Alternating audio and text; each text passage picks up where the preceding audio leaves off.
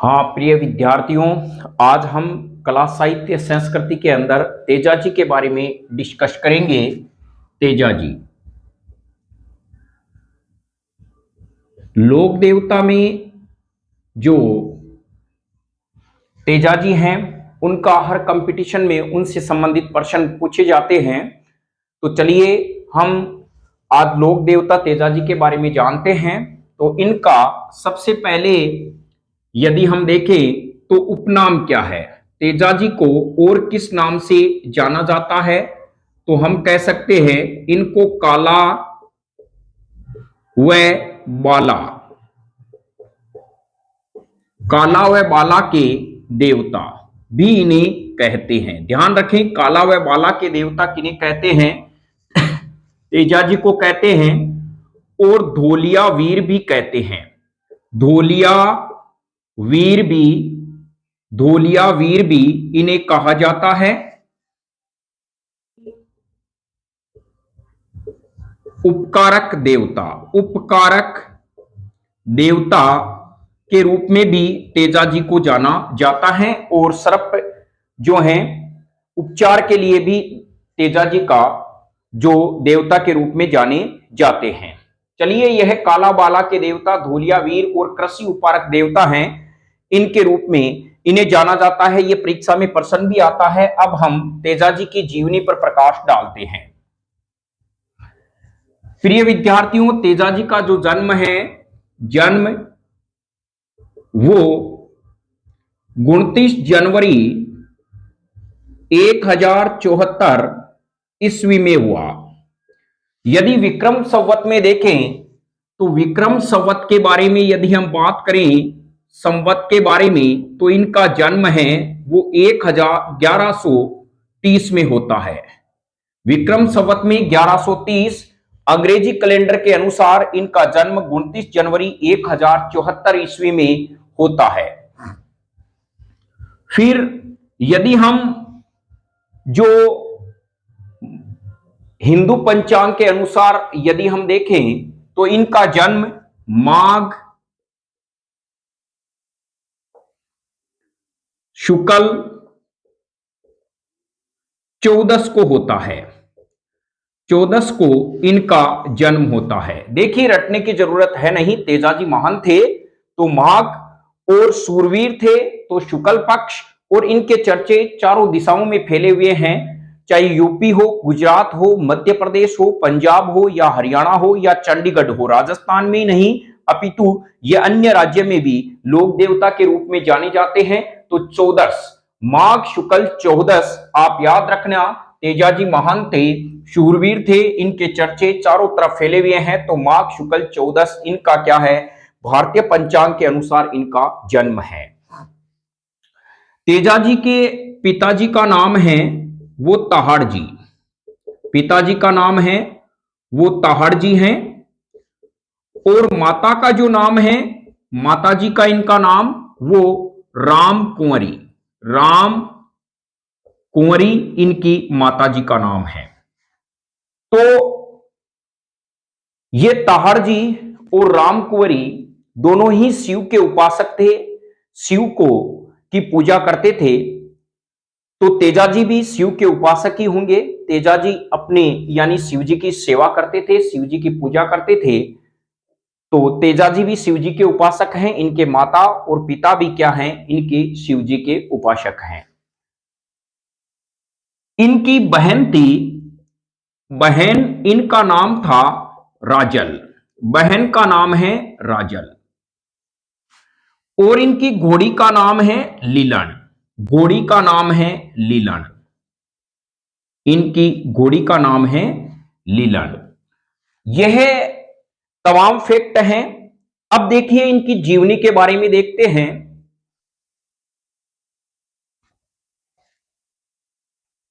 तेजाजी की जीवनी के बारे में देखें तो तेजाजी एक बार क्या है कि अपने खेत के अंदर जो है हल जोत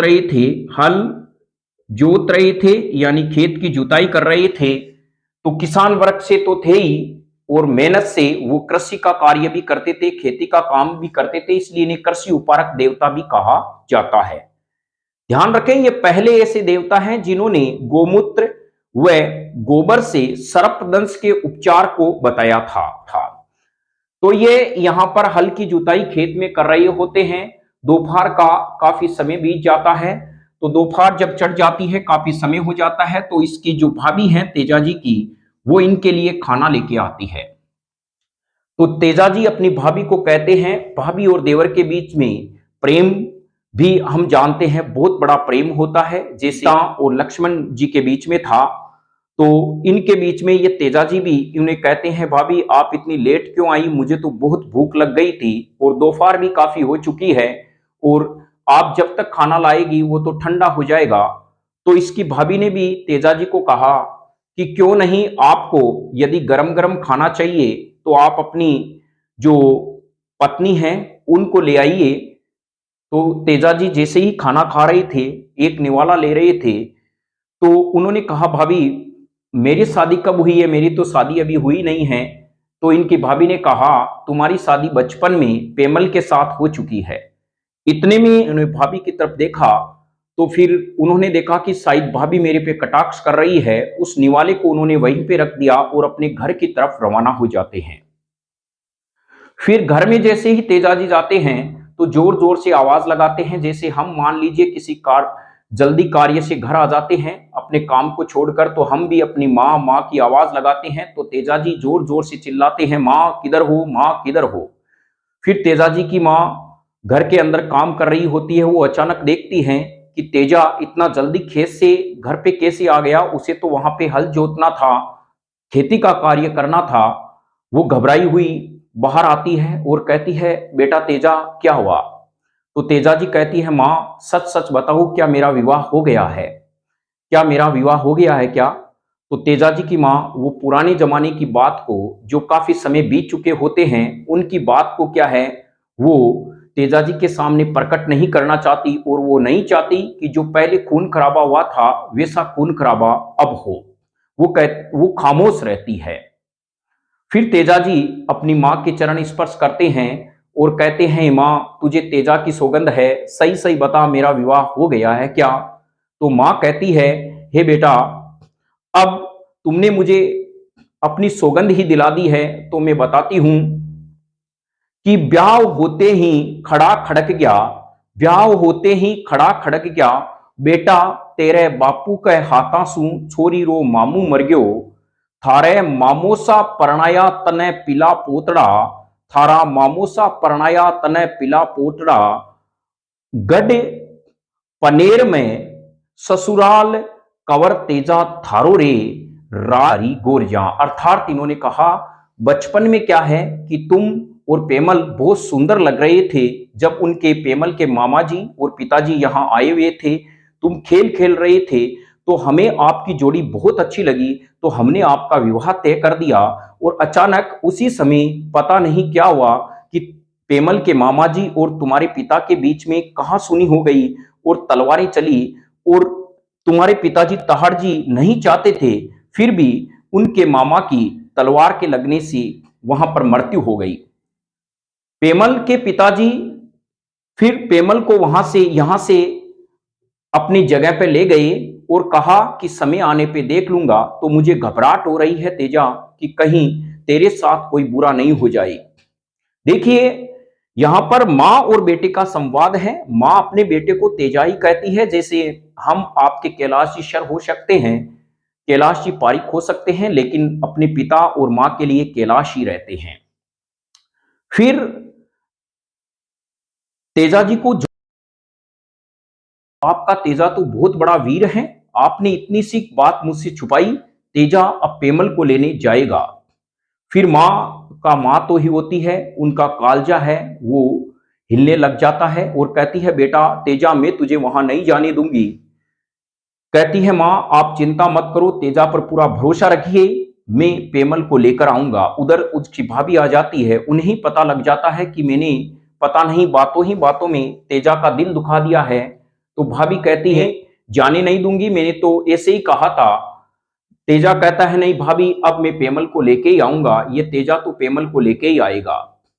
फिर मां, भाभी और तहाड़जी मिलकर एक योजना बनाते हैं, किसी तरह तेजा को रोका जाए। फिर वो एक पंडित को बुलाते हैं। पंडित उनके नक्षत्र देखता है और कहता है यदि तेजा जी सावन और भादु में पेमल को लेने जाएंगे तो तेजा पर बहुत बड़ा संकट आ सकता है। लेकिन तेजा जी मानने वाले कहां थे, वो तो वीर पुरुष थे, अद्भुत प्रतिभा थी उनमें, आत्मविश्वास था। ताहड़ जी का नागवंशीय धोलिया जाट का उनके अंदर खून था। उन्होंने कहा, तेजा पंडित को कहा कि पंडित जी आप अपनी जो शुभ या अशुभ लगन देखते रहिए, तेजा पेमल को लेने तीज तो मुझे पनेर जाना है। फिर उनकी भाभी सोचती है कि इस अशुभ घड़ी को किसी भी प्रकार से टाला जाए। अच्छा तेजा जी, आप अपनी पेमल को लेने जा रही हैं, उससे पहले राजल को ससुराल से ले आए। राजल को ससुराल से ले आए। तेजा जी को यह बात थोड़ी जच जाती है। चलिए ससुराल जाएंगे, उससे पहले अपनी बहन से मिल भी लेंगे। तो राजल को लेने जाते हैं, वहां पर उनका स्वागत सत्कार होता है। फिर वो राजल को ले आते हैं और उसके बाद में तेजाजी पेमल को लेने के लिए पनेर रवाना हो जाते हैं। बरसात का दिन था, बिजलियां कड़क रही थी और बहुत सारे नदी नालों को पार करने के बाद में तेजाजी बनास नदी को पार करते हैं। ध्यान रखना, जब पेमल को लेने जाते हैं तो तेजाजी कौन सी नदी को पार करते हैं प्रिय मित्रों? बनास नदी को पार करते हैं। बनास नदी को पार करने के बाद में जब वो ससुराल में पहुंचते हैं, गाय का दूध निकाल रही होती है। अचानक तेजाजी घोड़ी, लीलन घोड़ी पे सवार होकर वहां आते हैं तो गाय चमक जाती है। तो कुछ उनकी जो पेमल की मां है, अचानक उन्हें देखती भी नहीं है, पहचानती भी नहीं है, कुछ उनके मुंह से अशब्द निकल जाते हैं। तेजाजी वहां से नाराज होकर वापस चलने लगते हैं। जितना प्रेम तेजाजी पेमल से करते हैं, उतना ही प्रेम पेमल तेजाजी से करती है। फिर पेमल को यह जब पता चलता है कि हमारे पतिदेव तेजाजी मुझे लेने आए थे, ऐसा ऐसा कुछ हो गया, वो वापस रवाना हो गए हैं, तो वो क्या करती है, अपनी सखी लाछा गुजरी के पास जाती है। लाछा गुजरी के पास जाती है और कहती है कि मेरे पति मेरे पास आए थे, आप उसे किसी प्रकार से अपने घर में शरण दे दो, मैं तेजाजी से मिल लूंगी और सुबह होते ही हम और तेजाजी हैं, मैं तेजाजी के साथ उनके गांव निकल जाऊंगी। लाछा गुजरी तेजाजी को मनाती है कि आप वापस चले जाइए पेमल के पास में। ऐसे ही सासू मां ने, आपकी सासू मां ने आपको देखा नहीं था, ऐसे ही कह दिया था, लेकिन तेजाजी तो वचन के पक्के थे, वचनबद्ध थे। उन्होंने कहा नहीं, मैं तो वहां से कह के आया हूं, अब मैं वापस यहां नहीं आऊंगा, तो मैं वापस वहां से नहीं जाऊंगा, वहां नहीं जाऊंगा। तो लाछा गुजरी के बहुत बड़े मनाने से वो लाछा गुजरी के घर में ठहर जाते हैं। पास में जो मकान है उसमें ठहर जाते हैं। यहीं पर इन पेमल की मुलाकात होती है तेजाजी से। जैसे ही देखिए, सहयोग भी यही होता है, तेजाजी लाछा गुजरी के पास वाले मकान में ठहरते हैं। उसी समय कुछ डाकू लाछा गुजरी की गायों को चुरा के ले जाते हैं। जब इनका पता लाछा गुजरी को चलता है तो वो तेजाजी को कहती है कि मेरी गायें जो हैं, डाकू हैं, वो चुरा के ले गई हैं। तेजाजी ने कहा कि आपने मेरा सम्मान किया, आपने मुझे आश्रय दिया, आपने मुझे पेमल से मिलाया, तो तेजाजी का भी यही कर्तव्य बनता है कि आपकी गायों को मैं सकुशल लेके आऊंगा, वरना तेजा आपको मुंह नहीं दिखाएगा। वो वहां से गायों को लेने चले जाते हैं। फिर जैसे ही वो जाते हैं तो देखते हैं कि एक रास्ते में एक आग है, आग जल रही होती है। उसमें एक सांप है जिसका नाम है बालू नाग। बालू नाग उस आग में जलने वाला था। तो तेजाजी देखते हैं, यार एक सांप मेरे रहते हुए एक जीव की हत्या हो रही है, हमें उसे बचाना चाहिए। तो वो इनको बचाने के लिए अपने भाले से इसको आग से बचा लेते हैं। सांप क्रोधित हो जाता है, कहता है आपने मुझे बचाया क्यों? तेजाजी ने कहा भाई आप ही तो आग में जल रहे थे और किसी को मृत्यु में देखकर बचाना तो मेरा परम कर्तव्य है। सांप कहता है मैं डसूंगा, तो मैं आपको इसके बदले डसूंगा क्योंकि मुझे तो मोक्ष मिलने वाला था। तेजाजी कहते हैं ये कौन सा काम हो गया, मैंने तो पुण्य का काम किया है, आपको बचाया है और इसके बदले में आप मुझे डसोगे? सांप कहता है नहीं, मैं आपको डसूंगा क्योंकि मैं इस आग में जलकर यदि मर जाता, मुझे मोक्ष प्राप्त हो जाता। तो तेजाजी उनकी याचना नागदेव की सुनकर कहते हैं, आप जो कह रहे हैं वो सही है, आप मुझे डस लेना, लेकिन मैंने एक वचन दिया है, मैं लाचा गुजरी की गायों को वापस जब उनके पास पहुंचा दूं तो मैं वापस आपके पास आ जाऊंगा, उस समय आप मुझे डस लेना। नाग उनकी आंखों को देखता है और कहता है कि एक मानव जो मुझे वचन दे के जा रहा है, क्या यह पूरा करेगा? लेकिन नाग उनको जाने देता है। फिर तेजाजी वहां पे जाते हैं और डाकुओं को मारकर गायों को लाचा गुजरी के पास में पहुंचा देते हैं। फिर वापस रवाना होते हैं तो लाचा गुजरी कहती है, आप कहां जा रहे हो? तो कहते हैं कि तेजाजी उन्हें कहते हैं कि तेजा ने और किसी को भी वचन दिया है मिलने का, अब तेजा वहां पे जाएगा। रोकने के बाद भी वो नहीं रुकते हैं और लीलन घोड़ी पे सवार होकर तेजाजी वापस नाग के पास चले जाते हैं और वहां पर आवाज लगाते हैं, नागराज कहां पे हो, कहां पे हो? नागराज अपनी बिंब से बाहर आता है, बम्बी से बाहर आता है और देखता है कि जिस व्यक्ति को मैंने सकुशल भेजा था वो खून से लथपथ यहां पर अपने वचनबद्ध प्रतिज्ञा के कारण यहां पर आ चुका है। तो नाग कहता है, बताइए क्या काम है? कहा कि आपने अभी तो वचन दिया था कि मैं आपको डसूंगा और मैं तैयार हूं आपका वचन पूरा करने के लिए। हे नागदेव, आप भूल कैसे गए? नागदेव की आंखों में भी आंसू सेक आ जाते हैं और कहते हैं कि वास्तव में मैंने जिस पे विश्वास किया वो तो वचनबद्ध निकला। अब नाग सोचता है ऐसे मानव को तो हमें डसना नहीं चाहिए। वो कहता है, चलिए मैं आपको नहीं डसूंगा, आप चले जाइए, आपका शरीर तो पूरा खून से भरा लथपथ है, मुझे डसने के लिए कोई जगह नहीं है। तो तेजाजी कहते हैं, हे नागदेव, आप अपना वचन पूरा कीजिए। तेजा भी अपना वचन पूरा करेगा। मेरी एक जो जीभ है उस पर किसी भी प्रकार का कोई घाव नहीं है। फिर सांप देवता, नाग देवता उन भाले के सहारे चढ़कर उनको डस लेते हैं। कहते हैं कि सांप ने संदेरिया गांव में इनको डसा था और सुरसरा गांव में जाकर सुरसरा गांव में यह जगह पड़ती है किशनगढ़ में। किशनगढ़ में तेजाजी की मृत्यु होती है। संदेरिया गांव में इनको डसा था, सुरसरा गांव किशनगढ़ में तेजाजी की मृत्यु हो जाती है। जब तेजाजी की मृत्यु की खबर पेमल को मिलती है तो पेमल भी इनके साथ में सती हो जाती है। ये थे हमारे वचनबद्ध देवता तेजाजी। और ध्यान रखें, तेजाजी का जन्म है वो खरनाल नागौर में होता है। खरनाल, जिसे खड़नाल भी कहा जाता है, कई कई बुक्स में है खरनाल, एनसीईआरटी में खरनाल है, खरनाल में यह है नागौर में है। और जब आप जोधपुर से नागौर की तरफ आते हैं तो इसी मार्ग पर यह खरनाल पड़ता है। तो मैं भक्तजनों से यही उम्मीद करता हूं कि जब भी आप आए तो जरूर तेजाजी के दर्शन करें और आपकी मनोकामना पूर्ण होगी।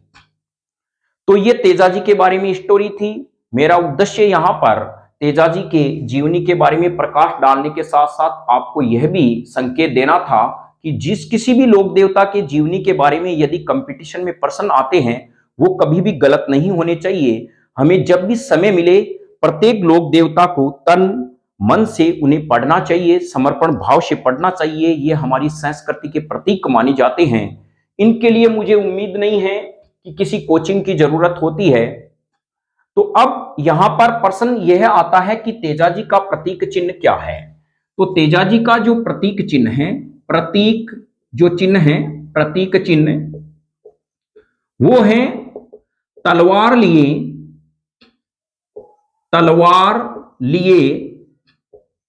अश्वरोही साथ में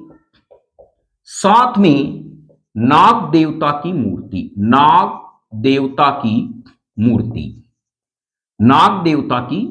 है।